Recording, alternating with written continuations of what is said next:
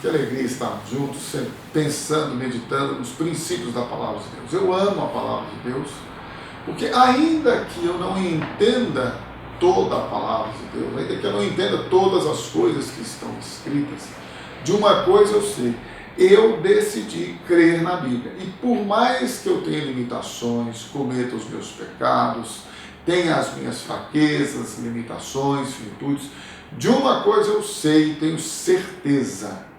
Aquele que começou uma boa obra na minha, na sua, na nossa vida, ele mesmo está aperfeiçoando esta obra a cada dia, até a volta de Cristo Jesus.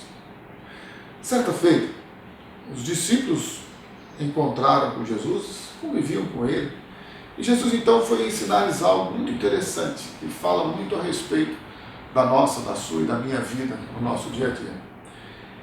E disse assim: quando vocês orarem, não sejam como os hipócritas. Eles gostam de ficar orando em pé nas igrejas, nas sinagogas, nos templos e nas esquinas, a fim de serem vistos pelos outros. Eu lhes asseguro que eles já receberam sua plena recompensa, porque a motivação deles qual que era? Ser reconhecido pelos outros, pelos homens, pela bela oratória, pela sua disposição de estar em público orando e fazendo aquelas belas orações, aqueles belos discursos. Mas quando você orar, vá para seu quarto, feche a porta e ore a seu Pai que está em secreto. Então seu Pai, que vem em secreto, o recompensará.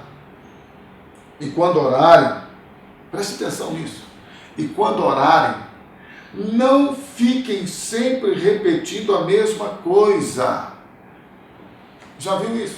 Tem gente que repete a mesma frase, uma mesma oração 10, 15, 20 vezes. Jesus está dizendo: não faça isto. Quem faz isso são os pagãos. São aqueles que não creem em Deus e não creem que há um Pai amoroso que nos escuta. Deus não nos ouve pela repetição.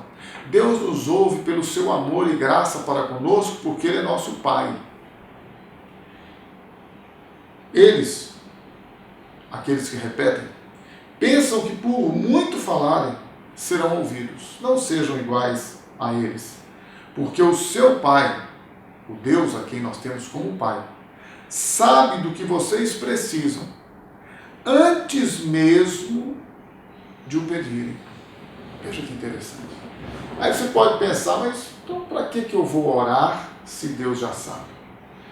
Bem, segundo o próprio Jesus, apesar de Deus, na sua onisciência, já saber do que você e eu precisamos antes mesmo de nós pedirmos a Ele, é importante que nós peçamos para que a nossa alegria em receber a resposta de Deus seja completa.